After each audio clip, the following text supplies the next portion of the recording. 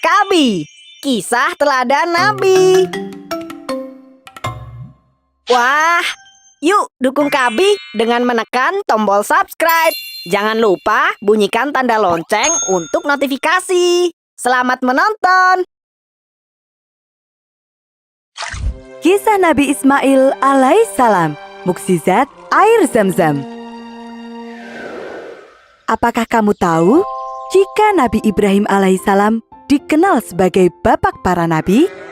Iman dan takwa Nabi Ibrahim yang sangat kuat menurun ke anak dan cucunya, sehingga Allah mengangkat di antara mereka menjadi utusannya. Semasa hidupnya, Nabi Ibrahim sempat melakukan beberapa kali hijrah. Yang pertama, beliau hijrah dari negerinya ke kanan Palestina. Kemudian, hijrah lagi ke Mesir. Dalam perjalanannya ini, Nabi Ibrahim ditemani oleh Nabi Lut dan Sarah. Sarah merupakan wanita yang taat, sabar, dan penyayang. Nabi Ibrahim kemudian menikah dengannya. Keluarga Nabi Ibrahim dan Nabi Lut tinggal berdampingan. Hingga suatu hari, Allah mengutus Nabi Lut untuk pindah dan berdakwah di antara kaum Sodom. Setelah itu, Nabi Ibrahim hidup berdua dengan istrinya Sarah. Meskipun memiliki banyak mukjizat, Nabi Ibrahim juga mendapat ujian yang berat dari Allah. Hingga masa tuanya, Nabi Ibrahim belum juga dikaruniai anak. Hal ini membuat Sarah terus-menerus bersedih. Siapa nanti yang akan meneruskan perjuangan Nabi Ibrahim? Saat itulah, Sarah meminta Nabi Ibrahim untuk menikah dengan Hajar, seorang wanita yang cantik, cerdas, dan juga taat.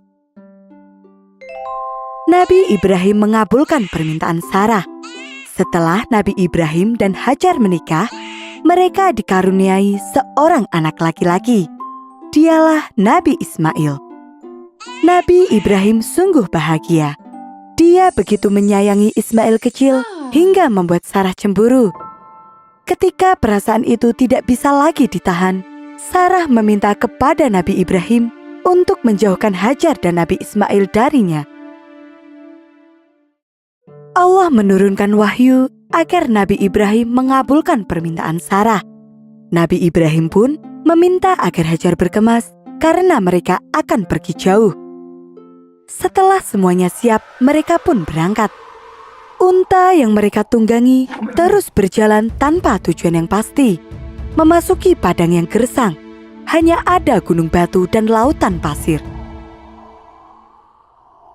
Setelah berjalan berminggu-minggu, unta yang mereka tunggangi akhirnya berhenti. Tempat itu dikenal dengan nama Mekah, sebuah daerah yang tandus dan tidak berpenghuni. Matahari bersinar dengan terik. Angin yang bertiup menerbangkan debu dan pasir kemana-mana. Nabi Ibrahim membuatkan rumah untuk berlindung. Setelah itu, dia pun pamit meninggalkan Hajar dan Ismail sendirian. Hajar merasa takut jika harus tinggal sendirian di tempat yang sepi itu. Dia pun bertanya kepada suaminya, "Apakah ini perintah Allah?" Nabi Ibrahim mengangguk, lalu Hajar pun ikut mengangguk. Dia yakin jika ini perintah Allah, maka Allah pasti akan melindungi mereka. Setelah Nabi Ibrahim pergi, tinggallah Hajar dan Ismail sendirian di tengah-tengah padang sepi tanpa penghuni.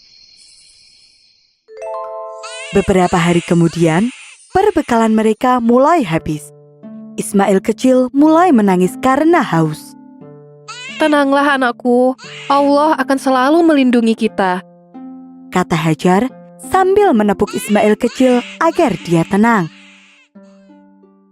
"Tunggulah di sini, ibu akan mencarikan air untukmu." Hajar pergi keluar dan memandang sekelilingnya. Tidak ada satupun pohon yang terlihat. Lalu, kemanakah dia harus mencari air? Hajar berjalan dengan cepat dan mulai mendaki sebuah bukit yang dikenal dengan nama Safa. Setelah sampai di puncak, Hajar berusaha melihat ke sekelilingnya. Namun, dia tidak menemukan air di sana. Ketika itu, Hajar melihat bukit lain di seberang. Dia pun turun dari Bukit Safa menuju ke Bukit Marwah. Sayang sekali, di sana pun dia tidak menemukan mata air. Hajar memutuskan kembali ke rumah untuk melihat keadaan anaknya. Tangis Ismail semakin kencang, Pasti engkau tambah haus. kata Hajar dalam hati. Dia pun pergi lagi ke Bukit Syafa untuk melihat barangkali ada orang lewat yang bisa menolongnya. Ketika tidak menemukan apapun di sana, Hajar pun pindah ke Bukit Marwah. Dia terus mondar-mandir antara Bukit Syafa dan Marwah hingga 7 kali. Dalam setiap langkahnya, Hajar terus berdoa kepada Allah. Allah tidak pernah meninggalkan hambanya yang beriman dan berusaha dengan baik. Lewat Nabi Ismail, Allah menurunkan mukjizatnya. Nabi Ismail menangis sambil menghentakkan kakinya ke tanah. Dan dari jejak hentakan itu, muncullah mata air yang sangat banyak. Air itu terus mengalir keluar, merembes ke segala arah. Air yang begitu jernih dan segar. Zam, Zam, Zam. Teriak Hajar ketika melihat aliran air tersebut, yang artinya adalah berkumpul. Hajar menangkupkan kedua tangannya dan mengambil air itu, kemudian memberikannya kepada Ismail. Setelah itu, dia sendiri pun meminum hingga kenyang. Mata air itu terus-menerus mengalir tanpa henti. Dari tahun ke tahun dan dalam cuaca yang sangat panas sekalipun, air itu tidak pernah berkurang. Cobaan untuk Hajar seolah datang silih berganti. Suatu hari, semua bahan makanan telah habis dan Ismail kecil sudah kelaparan.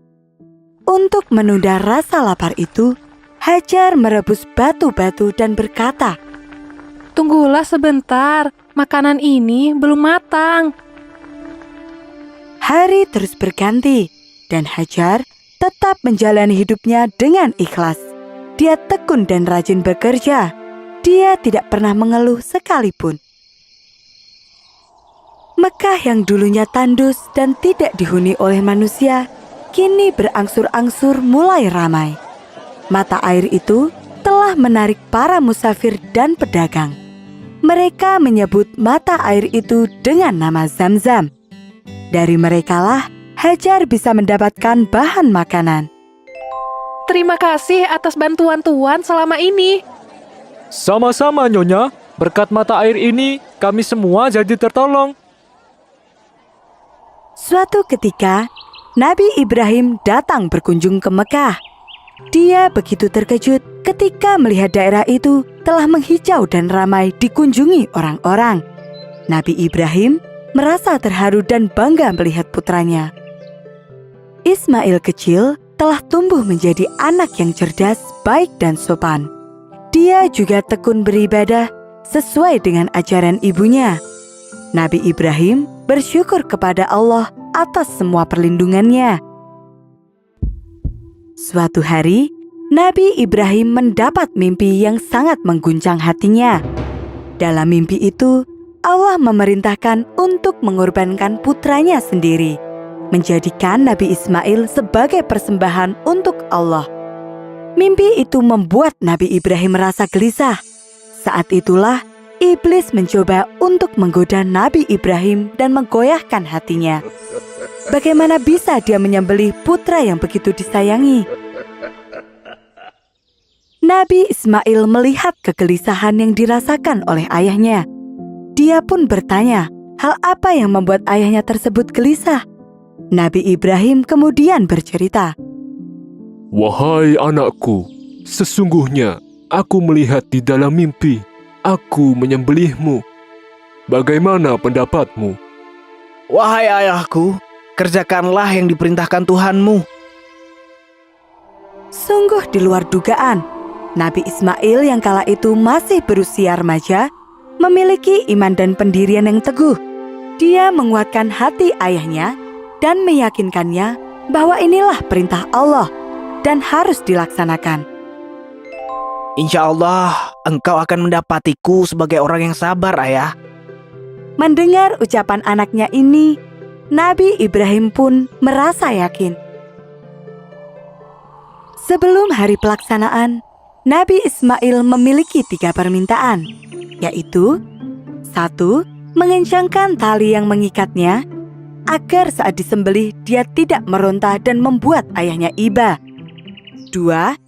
Mengasah pisau dengan tajam, supaya proses berjalan dengan cepat dan mengurangi rasa sakit. 3. Menitipkan baju yang dipakainya untuk sang ibu. Setelah itu, Nabi Ismail pun diikat dan bersiap untuk disembelih. Nabi Ismail berbaring tertelungkup di tanah. Kemudian, Nabi Ibrahim mengangkat pisaunya dan bersiap untuk melaksanakan perintah Allah. Tidak ada keraguan sedikit pun di hati keduanya. Saat itulah, Allah berfirman untuk mengganti Nabi Ismail dengan seekor domba. Subhanallah. Peristiwa inilah yang menjadi awal mula ibadah kurban. Hari di mana umat manusia mempersembahkan hewan terbaik. Inilah kisah Nabi Ibrahim yang begitu taat menjalankan perintah Allah dan putranya Nabi Ismail yang begitu tegar dan ikhlas.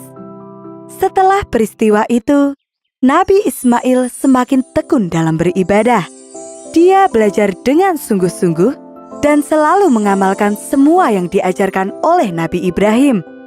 Kelak, dia akan diangkat menjadi nabi utusan Allah.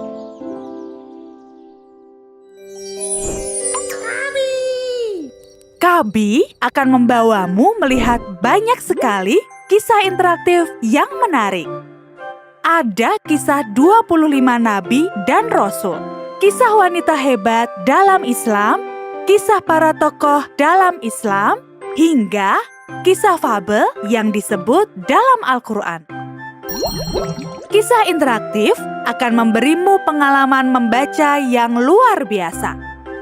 Dengarkan ceritanya dan mainkan animasinya. Safiyah adalah seorang wanita yang istimewa. Di bawah didikan ayahnya, Safiyah What's wrong? pegang kuda.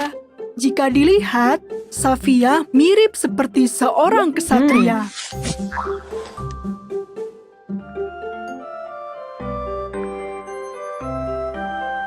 Petik hikmah dari para binatang ini.